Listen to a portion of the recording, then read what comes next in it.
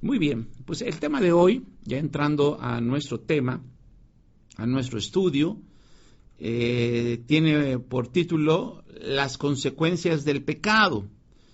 Hay varias consecuencias que trajo el pecado a través de Adán, pero solamente vamos a ver algunas. Y en especial, en la forma más objetiva, vamos a ver un poco más sobre el pecado que nos lleva a no creer en lo que Dios dice. Entonces, antes de entrar a este tema, a ver las consecuencias del pecado, vamos a orar para que el Señor siga haciendo su obra. Entonces, denme un momento para que estemos en oración. Padre eterno, de toda gloria, de toda justicia, de toda santidad, de toda misericordia, de toda paciencia, de todo amor y sobre todo de gracia. Te alabamos y glorificamos tu nombre, Señor, porque tu gracia se ha derramado sobre nosotros, pero ahora rogamos, Dios, que tu gracia se derrame en aquellas personas que van a escuchar este mensaje, que a través del poder de tu Santo Espíritu abra sus ojos, abra sus oídos, para que puedan ver el misterio del Evangelio. Y creemos, Señor, y tenemos toda la plena confianza que tú lo vas a hacer en el nombre poderoso de nuestro amado Salvador, Cristo Jesús. Amén. Amén. Muy bien. Entonces, para iniciar este tema, las consecuencias del pecado, a manera de introducción, vamos a platicar que ayer vimos cómo se originó el pecado, vimos qué es pecado y pudimos ver algunas consecuencias también del pecado. Entonces, hoy vamos a continuar con este tema. El Señor nos va a hablar más sobre este misterio que es el pecado. Entonces vimos el día de ayer que Eva fue gobernada por el yo. Sabemos que el alma lo que genera es el yo. Esto es muy bueno saberlo. Este misterio también, este misterio que está escondido, es muy bueno saberlo. Porque lo que Dios ama es el alma, pero lo que Dios no ama es lo que genera el alma, que es el yo. Por eso una gran obra que hizo el Señor Jesucristo, una de las grandes obras que hizo el Señor Jesucristo, fue que en la cruz quedó eliminado nuestro yo, lo que genera nuestra alma. Por eso dice el apóstol Pablo: con Cristo estoy juntamente crucificado y ya no vivo yo, porque él podía ver que el yo ya fue eliminado. Gloria a Dios. Sin embargo, Eva, pudimos ver claramente el día de ayer que era gobernada por su alma, era gobernada por su yo, era gobernada por sus pensamientos, era gobernada por su corazón, era gobernada por su voluntad. Entonces, bajo esa dirección, bajo esa guía, ella se acercó al árbol de la muerte y ahí tuvo un encuentro con el diablo, que tomó el cuerpo de una serpiente para engañar a la mujer. ¿Sí? Lamentablemente, la mujer fue engañada por el diablo. Dice 1 Timoteo 2:14 que Adán no fue engañado, sino que la mujer, siendo engañada, incurrió en transgresión. Entonces, aquí vemos como la mujer cayó en transgresión. Ahora viene la pregunta: ¿cómo Eva cayó en transgresión? ¿Cómo Eva fue engañada? Bueno, la manera en que ella cayó en pecado fue que el diablo le hizo pensar que Dios es un mentiroso. Porque el diablo le dijo muy claramente que no morirás. Y Dios ya le había dicho a través de Adán, y Adán lo recibió de parte del Señor, que si comía iba a morir. Entonces, ahí Eva se encuentra con estas dos enseñanzas. La que dice el Señor que no vas a morir, que sí va a morir, y la enseñanza del diablo que le dijo, no vas a morir. Ahora, ¿cuál fue el engaño del diablo? Bueno, que el diablo no le explicó bien este asunto de que no iba a morir. Porque efectivamente, si ella tocaba el árbol, no iba a morir. Pero si ella comía del árbol, comía de esa fruta, sí iba a morir. Y es que aquí vimos en el tema de ayer, que les invito a verlo, que Dios le dijo a Adán que si comía, moría. Pero vimos ayer que Adán le dijo a Eva que si lo tocaba y comía, iba a morir. Entonces vimos ayer cómo Adán le agregó a la palabra de Dios la palabra o la frase no tocar. Entonces Eva tenía la orden de no tocar, porque si ella tocaba el árbol, moría. Por eso el diablo, con ese engaño, le dijo, si tú tocas, no mueres. Y de alguna manera, pues el diablo le engañó, y algunos rabinos hemos leído que dicen que la serpiente empujó a Eva para que tocara el árbol, y cuando lo tocó, pues ella no murió. Entonces ella pudo ver que si lo tocaba, no moría. Entonces vio a Dios mentiroso. Entonces Eva fue engañada por el diablo. Entonces, al caer en la mentira, pues ya no le cree a Dios lo que Dios dice, y como ya no le creyó a Dios a lo que Dios dice, entonces viene el fruto del pecado. ¿Cuál es el fruto del pecado? El fruto del pecado es desobedecer la ley de Dios. Eso es desobedecer la ley de Dios. ¿Por qué una persona desobedece la ley de Dios? Porque es el fruto del pecado. Si usted quiere leer ahí en su Biblia, primera carta de Juan, capítulo 3, versículo 4, que dice que el que comete pecado también infringe la ley de Dios. Entonces, Eva cometió pecado. ¿Cuál es el pecado? Pues no le creyó a Dios. ¿Cuál es el fruto? Desobedeció y comió de esa fruta. Y después, no solamente ella comió, sino que lo compartió a Adán. Porque esa es una consecuencia cuando una persona tiene pecado o está en pecado. No solamente ella desobedece la ley de Dios, sino ella invita a otros a que desobedezcan la ley de Dios. Y entonces lo que hizo Adán fue que también ella comiera, que él comiera de la fruta. Y cuando él come de la fruta, ellos murieron y ahí se consumió el pecado. Ahí fue un pecado consumado. Ahora digo esa frase, pecado consumado, porque también aquí se requiere un estudio de todo lo que conlleva este término que parece tan sencillo, pero la verdad es muy complejo, ese término que se llama pecado. Entonces, el pecado llega a un punto en que Dios le llama consumado. Entonces esta palabra consumado o ese término consumado es muy complejo, es muy profundo, y Dios nos dé la oportunidad de más adelante poder tener este estudio de lo que significa consumado. Primero el Señor, pronto tengamos un estudio que podamos ver qué significa consumado, pero en este caso, Adán ahí consumió el pecado. Por lo tanto, la mentira del diablo llevó a Eva a no creer en lo que Dios dijo. ¿Sí? Entonces, repito, que el diablo llevó a Eva a no creer en lo que Dios dijo. Entonces nosotros ahora podemos ver claramente, para la gloria de Dios, que cuando no creemos en lo que Dios dijo, a eso se llama pecado. Pecado es no creer en lo que Dios dijo o en lo que Dios dice. Veamos Juan 16:8, que es nuestra base bíblica. Juan 16:8, versículo 9 dice: y cuando Él venga, convencerá al mundo de pecado, de justicia y de juicio. De pecado por cuanto no creen en mí.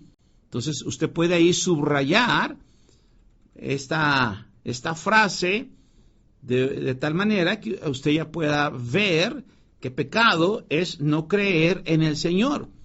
Pecado es no creer en lo que Dios dijo. Pecado es no creer en la verdad. Pecado es no creer en el Señor. Inclusive, esta frase la podemos también entender con las siguientes palabras. Pecado es no confiar en lo que Dios dice. Eso es pecado. Pecado es no confiar en lo que Dios dice. Por eso el Señor nos exhorta, tanto a sus discípulos como a su iglesia, como a nosotros, que no se turbe vuestro corazón. En Juan 14:1 dice, no se turbe vuestro corazón ni tenga miedo. ¿Por qué? Porque esa actitud proviene de no confiar en el Señor. Y si nosotros no confiamos en lo que Dios dice, eso se llama pecado. Por eso también el Señor nos exhorta en Mateo 6:34, donde dice, no te afanes. ¿Se acuerdan que habla todo ese pasaje de que no debemos afanarnos por lo que hemos de comer, por lo que hemos de vestir? Y el Señor lo dice porque eso es pecado, el afanarse es pecado. Y en otras palabras, afanarse es preocuparse. ¿Sí? El preocuparse es un síntoma de que estamos en pecado. Claro, el diablo, que tiene como función engañar al mundo, piensa que una gran persona es aquella que vive preocupada. No, amado hermano y amado amigo, eso no es verdad, eso es mentira. Una persona que vive preocupada es una persona que no confía en Dios, es una persona que está en pecado. Y ese es un engaño del diablo, porque si una persona vive afanada y vive preocupada, trae sus consecuencias, consecuencias de salud, consecuencias familiares, consecuencias inclusive hasta de accidentes. ¿Por qué? Porque vive la persona preocupada, inclusive puede tener problemas de estrés o problemas de nervios, y es muy duro cuando el sistema nervioso se daña, porque entonces cualquier cosa te altera, cualquier palabra te altera, cualquier acción te altera, y vive uno con el sistema nervioso alterado, y una de las consecuencias es porque la persona vive muy preocupada. Una persona que vive preocupada es un síntoma que no confía en el Señor, que no cree en lo que Dios dice. Por eso los que estamos en Cristo estamos siempre en paz. Recordamos Isaías 26:3, tú guardarás en completa paz aquel cuyo pensamiento en ti persevera, porque en ti ha confiado. Ese es un síntoma de un verdadero hijo de Dios. Un verdadero hijo de Dios tiene paz en medio de la tormenta, tiene paz en medio de las aflicciones, en medio de la necesidad, en medio de las tribulaciones. Es muy fácil reconocer a un hijo de Dios. Esa es una de sus características. Hay paz, porque es el fruto del Espíritu, amor, gozo, paz. Bendito su nombre. Muy bien. En otras palabras, podemos decir que el que no confía o el que no cree en lo que Dios dice, eso se llama no tener fe. ¿Sí? Cuando una persona no cree en lo que Dios dice o no confía en lo que Dios dice, esa persona no tiene fe. Y una persona que no tiene fe, entonces esa persona está en pecado. Vamos a ver Romanos 14, versículo 23, y veamos lo que dice las Sagradas Escrituras. Pero el que duda sobre lo que come es condenado porque no lo hace con fe. Y luego el apóstol Pablo dice, guiado por el Espíritu de Dios, y todo lo que no proviene de fe es pecado. Repito lo que dice las Sagradas Escrituras. Lo que no proviene de fe es pecado. Entonces, aquí el Señor nos está revelando este misterio, qué significa la fe. Y qué bonito es conocer el misterio de la fe, porque lamentablemente el diablo nos engañó con una falsa enseñanza de lo que es la fe. Por eso qué bendiciones que usted ahora pueda ver qué es la fe. La fe significa creer en lo que Dios dice. Fe es aceptar lo que Dios dice. Fe es recibir lo que Dios dice. Por lo tanto, no tener fe significa no creer en lo que Dios dice. No tener fe significa no aceptar lo que Dios dice. Por lo tanto, amados hermanos y amados amigos, fe es creer en lo que Dios dice. Fe es confiar en lo que Dios dice. Por eso también cuando uno no confía en el Señor, no tiene fe. Cuando uno no confía en el Señor, está en pecado. Entonces, qué hermoso es poder ahora ver qué es la fe. Y conocer este misterio es muy importante porque mucha gente piensa que tiene fe. Y la pregunta es, ¿por qué hay mucha gente que piensa que tiene fe? Bueno, una de las razones por las que él piensa que tiene mucha fe es porque conoce mucho de la Biblia, porque conoce inclusive muchos versículos de memoria. Tú puedes hablar con él y te dispara una gran cantidad de versículos de memoria, o inclusive hay otros que se aprenden hasta capítulos de memoria, que ahí es donde respetamos mucho al pueblo judío, porque ellos conocen de memoria no solamente capítulos, sino hasta libros. Y también muchas personas saben muchas historias de la Biblia, que desde niño pues se las han escuchado y ahora se han hecho adultos de 30, 40, 50 o 60 años, y entonces esas personas conocen demasiado de la Biblia, muchas historias de la Biblia, y piensan que como conocen mucho de la Biblia, tienen fe. Pero, amados hermanos y amigos, le tengo que decir, guiado por el Señor, que esa persona realmente no tiene fe. Lo que esa persona tiene información. O también le podríamos llamar conocimiento.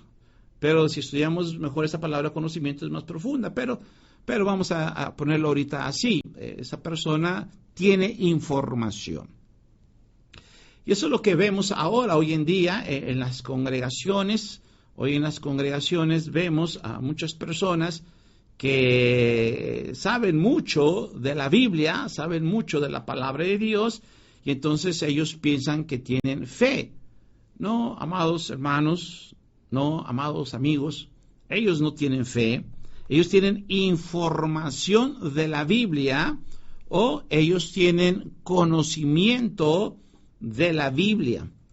Y esa información o ese conocimiento no es igual a fe. Inclusive hay personas que tienen tanto conocimiento, y me ha tocado ver y oír a personas que tienen demasiado conocimiento, inclusive no solamente de las historias de la Biblia, sino hasta de las palabras escritas en hebreo o escritas en griego, y son unos eruditos en la definición de esas palabras, a los cuales respetamos mucho por esa información que nos comparten y que son de apoyo también para nosotros, pero no quiere decir que ese conocimiento es fe. Inclusive, como el diablo, su función es engañar, esas personas cuando tienen tanto conocimiento llegan a envanecerse, llegan al orgullo, a la altivez, a la soberbia, y llegan a pensar que saben más que los demás. Entonces se sienten superior a los demás. ¿Sí? El conocimiento puede envanecer a una persona. Dice 1 Corintios 8:1, dice, en cuanto a lo sacrificado a los ídolos, sabemos que todos tenemos conocimiento.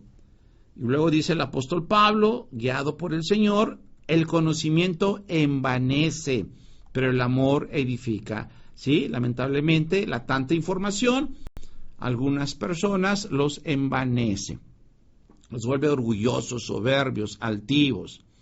Y alguien podría decir, pastor, pero es que debemos tener conocimiento, porque si no, la falta de conocimiento nos va a alejar de Dios, porque se basan en el pasaje de Oseas 4:6, cuando dice que mi pueblo pereció porque le faltó conocimiento.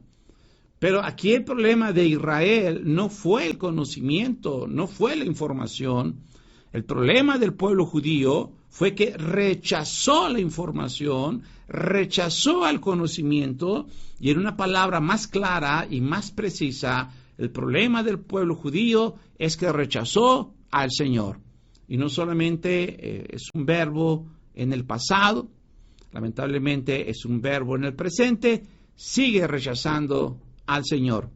Pero la buena noticia, que en la gran tribulación, especialmente después de la mitad de la gran tribulación, ellos van a ver que estaban equivocados. Por eso, una de las bendiciones de la gran tribulación, porque hay varias bendiciones, pero no es el tema, no es el momento. Pero una de las grandes bendiciones de la gran tribulación es que el pueblo judío va a creer en Jesucristo como su Señor, como su Salvador. Gloria a su nombre. Por eso nuestra oración es orar lo que Dios dice. Por cierto, eso es orar. Orar es decir lo que Dios dice. Ese es el verdadero significado de la oración. ¿Y qué dice Dios? Que su pueblo se va a convertir. ¿Qué debemos orar? Pues rogando exactamente por la conversión de Israel, que así va a ser, porque si Dios lo dijo, eso se va a cumplir. Entonces, amado amigo, no se confunda de lo que es la fe. Fe no es tener mucha información de la Biblia. Fe es creer en lo que la Biblia dice. Eso es fe. Fe es creer en lo que la Biblia dice. Fe es creer en lo que Dios dice.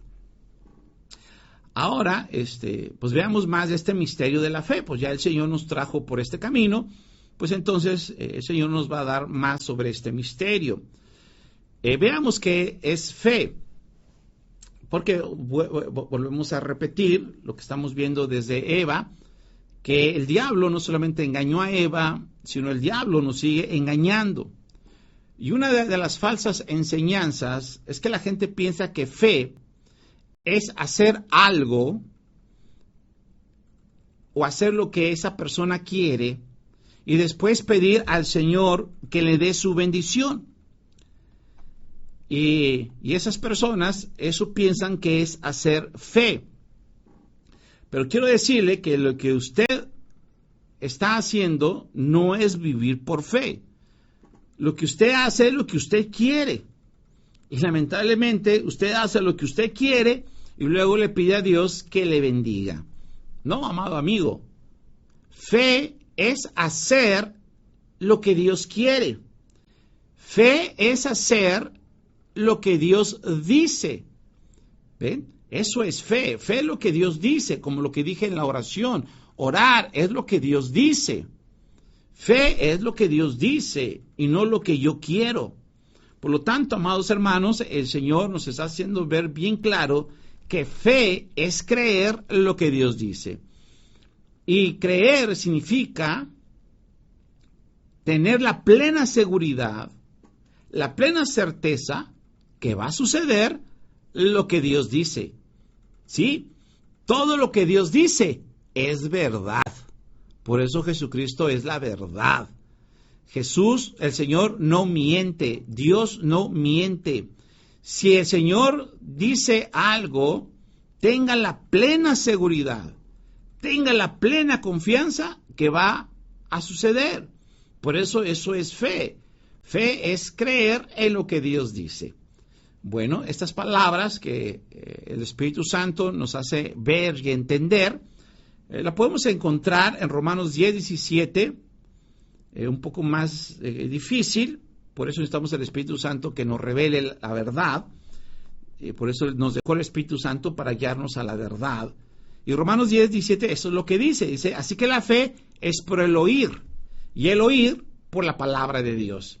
Esta palabra de oír no es solamente el escuchar, sino esta palabra oír tiene un significado más profundo que significa creer, aceptar. ¿Aceptar qué? La palabra de Dios. ¿Aceptar qué? Lo que Dios dice, creer lo que Dios dice. Entonces en Romanos 10:17 podemos ver que la fe es aceptar la palabra de Dios, es creer en la palabra de Dios.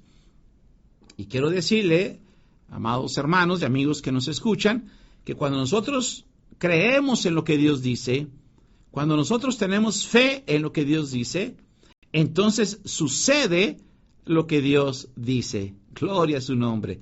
Todo lo que Dios dice, sucede. Porque Dios no miente, Dios no es hombre para que mienta. Pero el secreto de la fe, hablando de este misterio, y mire cómo Dios nos trajo a este tema, cómo el Señor nos guía a este tema. El secreto de la fe es esperar.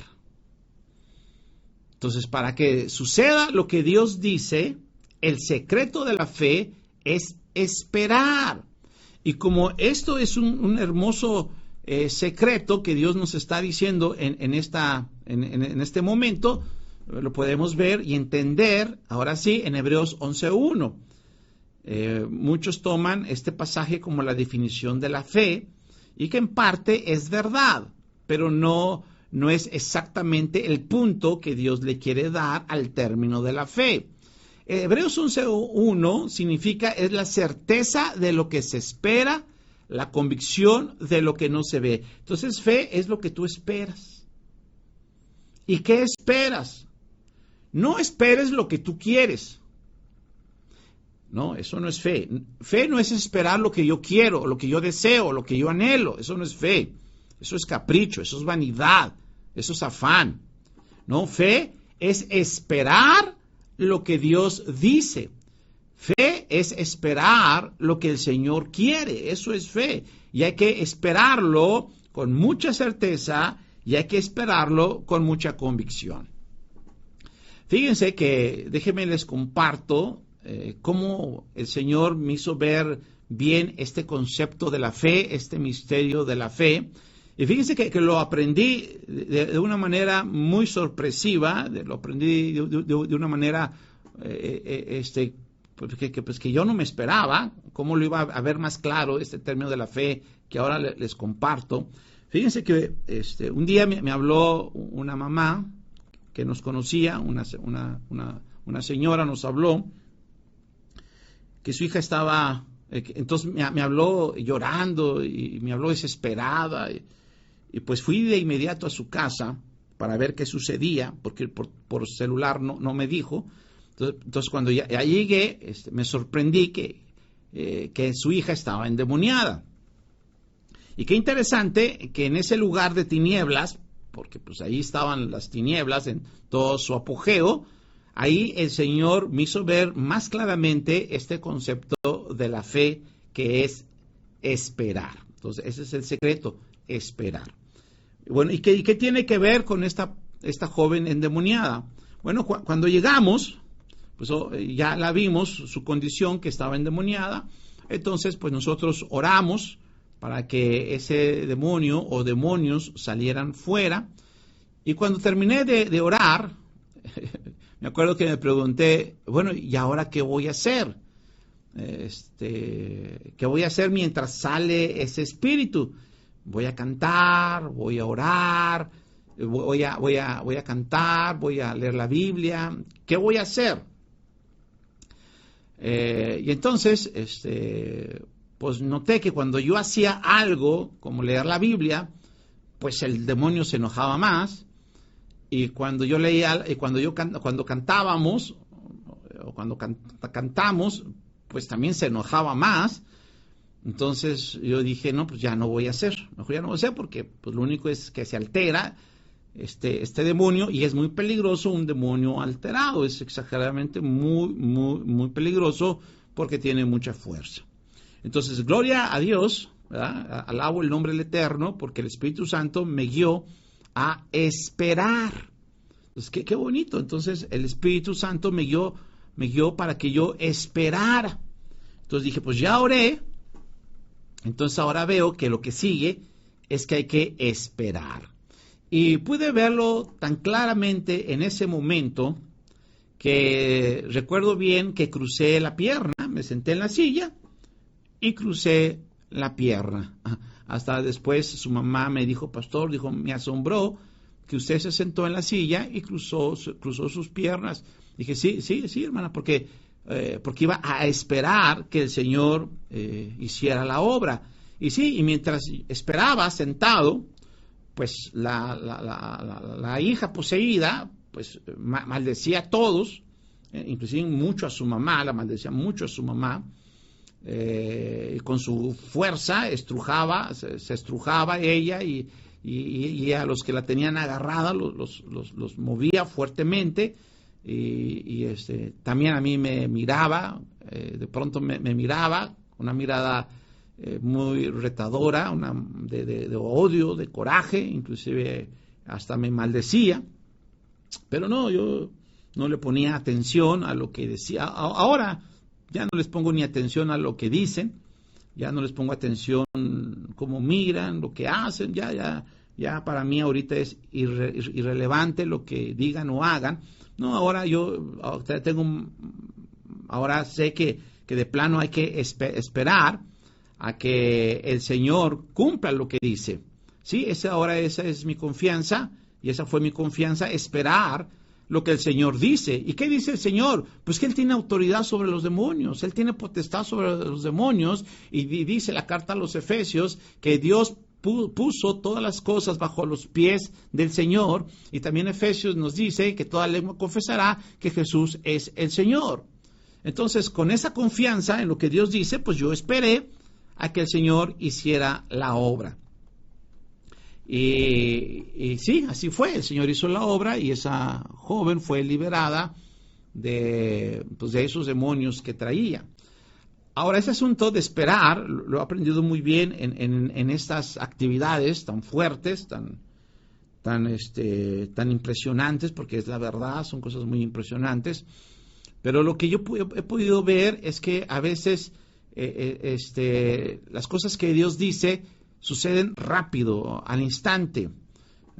Una vez me hablaron de un templo porque la joven estaba pues poseída y no la podían controlar y estaba alterada, etcétera, etcétera. Ya habían orado, le habían puesto las manos, etcétera, etcétera.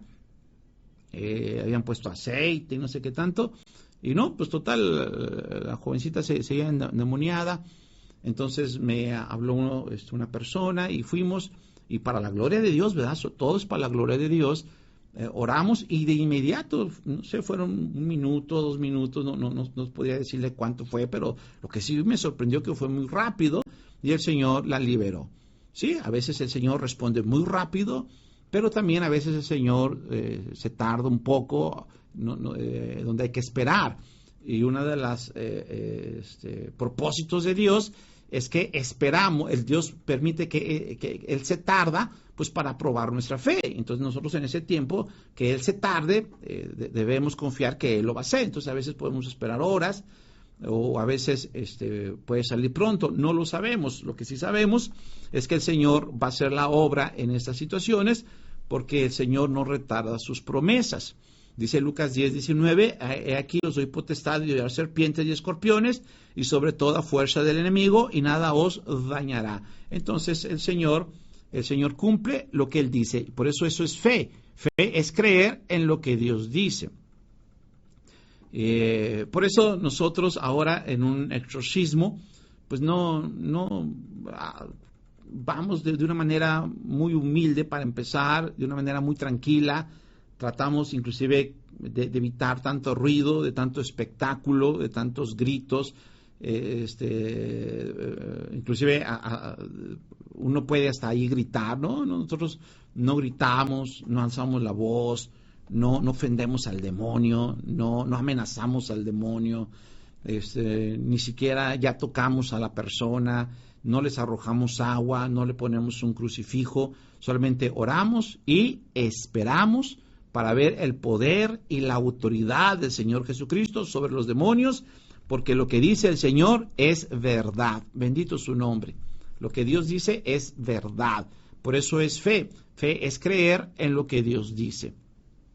Por lo tanto, amados hermanos y amigos del Evangelio, así debemos esperar en las promesas del Señor.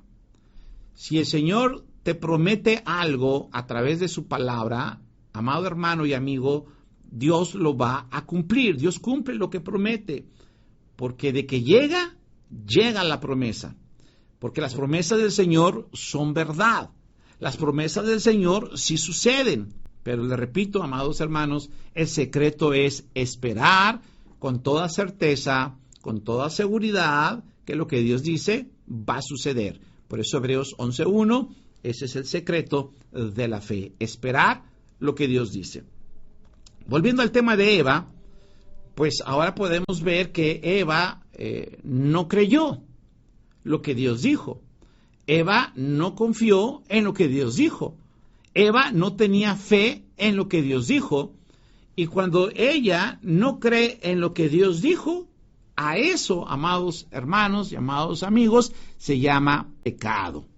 Y cuando ella peca, les repito, invitó a Adán a que pecara. Y entonces también Adán, guiado por su yo, guiado por su alma, desobedeció lo que el Señor dijo. Podemos ver en la primera carta de Timoteo 2:14 que Eva fue engañada, pero Adán no fue engañado. Es decir, Adán sabía muy bien lo que había sucedido. Adán sabía muy bien que iban a morir. Adán tenía muy claro esa información. Tenía información, pero no tenía fe. Ahí está otra vez este punto. Él tiene información de que si come va a morir. Y entonces, pues, él prefirió creerle a la mujer. Entonces, él prefirió obedecer a la mujer que creerle a Dios. Él debió haberle creído al Señor, pero no le creyó al Señor. Le creyó a la mujer, obedeció a la mujer, inclusive así dice la palabra del Eterno en Génesis 3:17, dice, por cuanto desobedeciste por cuanto obedeciste a la voz de tu mujer y comiste del árbol de que te mandé diciendo, no comerás de él. Sí, ¿por qué comió? Porque él se dejó guiar por sus pensamientos, él se dejó guiar por su corazón, él se dejó guiar por su amor hacia Eva, y entonces tomó la decisión de comer del fruto. Sí, amados hermanos, Adán desobedeció, Adán transgredió la ley de Dios, y ese pecado pues trajo grandes consecuencias. Ya hemos estado viendo algunas, pero otras fue que maldijo la tierra. Por el pecado de Adán, la tierra fue maldecida. Entonces su pecado maldijo la tierra, trajo consecuencias. Por eso esta tierra es muy dura de cultivar, esta tierra es muy dura de producir, y por eso pues también las consecuencias. La gente del campo no puede vivir de los cultivos, no puede vivir inclusive del ganado, porque la tierra no está produciendo, y por eso también se nos encarecen las frutas, las verduras, porque cada vez es más difícil obtenerlas. Pero ahí está. ¿Qué trajo como consecuencia el pecado? Que ese es nuestro tema. Pues el pecado también trajo como consecuencia la maldición de la tierra. Inclusive también quiero decirle, amado amigo, que el pecado trajo como consecuencia la maldición al hombre. ¿Sí? El hombre está maldito. ¿Qué significa maldito? Que le va a ir mal, que las cosas no le van a salir bien, que no tiene la bendición de Dios, por eso todo le sale mal, porque no está bajo bendición, está bajo maldición. Y la persona que está en pecado debe saber esto, debe saber la verdad, no hay que ocultar la verdad. Si estás en pecado, estás maldito. Y esto significa que todo te sale mal. Uno se casa emocionado, ilusionado con el matrimonio, y terminamos divorciándonos. Uno se emociona con los hijos y cuando crecen terminamos peleados, enemistados. ¿Y cuántos hijos dejan de ver a los padres por muchas razones y muchas situaciones que sería difícil de hablar del tema? Pero lo que sí le puedo decir, que en vez de unirnos más con los hijos, nos separamos de los hijos, y pues es muy triste ver a personas grandes de edad que están muy desamparados, y una de las razones es porque sus hijos se apartaron de ellos. ¿Y por qué? Porque el hombre que está en pecado está maldito, todo le sale mal. Así lo puede planear muy bien, con una gran estrategia, con un gran diseño, y las cosas no salen bien, salen mal. Por eso una frase que es muy cierta, que está en el mundo, Es cuando la gente dice, si no me llueve, me llovizna. Es verdad, si no te llueve, te va a lloviznar. Entonces, siempre nos va a ir mal. Una persona que está en pecado está maldita y esa maldición le va a llevar a que todo le salga mal. Todo. Además, el otro problema es que la humanidad nace con pecado. ¿Sí? La humanidad, aparte que nace en maldición, inclusive que nace muerta, la humanidad nace con pecado. Y ahora ya sabemos que es pecado. La humanidad nace no creyéndole a Dios. La gente no le cree a Dios. La gente no cree lo que Dios dice.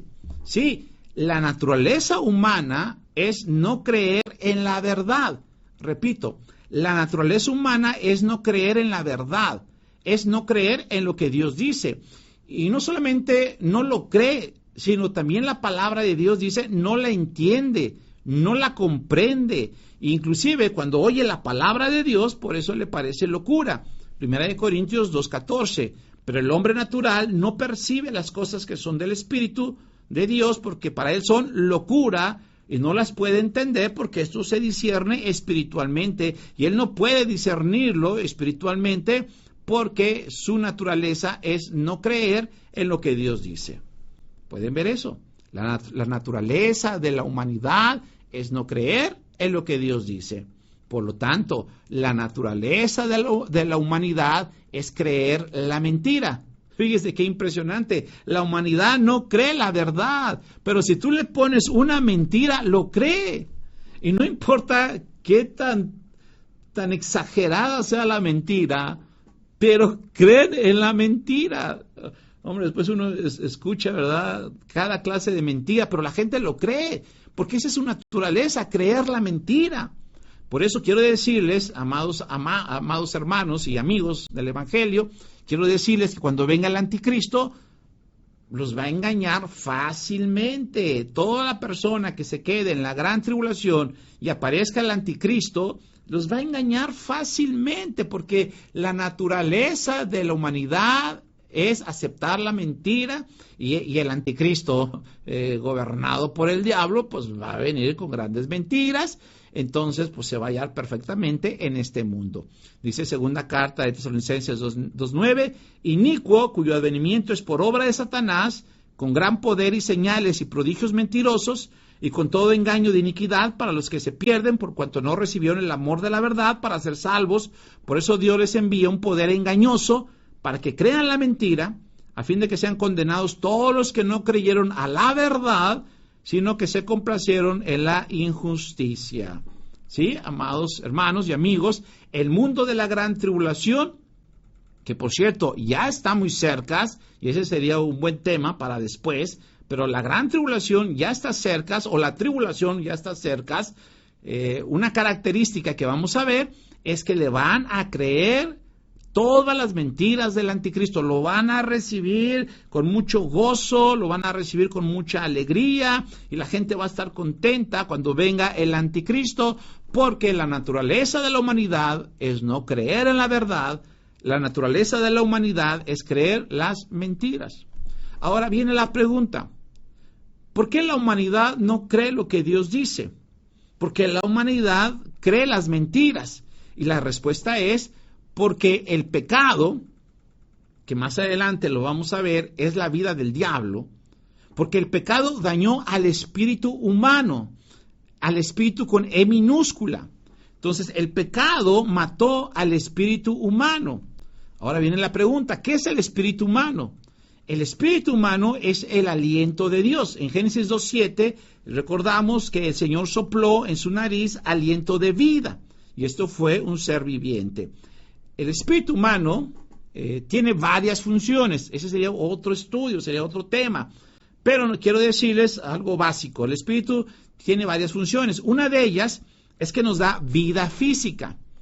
Por eso cuando el Señor nos quita la vida física, el espíritu vuelve con el Señor, porque esa es la función.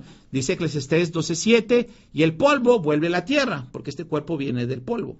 Dice, y el espíritu vuelve a Dios que lo dio. Entonces, cuando una persona deja de respirar, inclusive deja el aliento de vida, el espíritu vuelve con Dios. Entonces, una de las funciones es darnos vida. Ahora usted dice, pero yo tengo vida.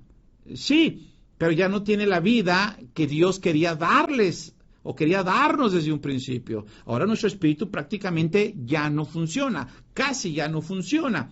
Por eso Dios dice que está muerto, pero ya viendo con microscopio es casi ya no funciona. Por eso es que tenemos vida, porque funciona muy poquito y tiene muy poca vida. Por eso el salmista dice, tenemos 70, 80 años. Realmente es muy poca vida. ¿Y por qué tenemos poca vida física?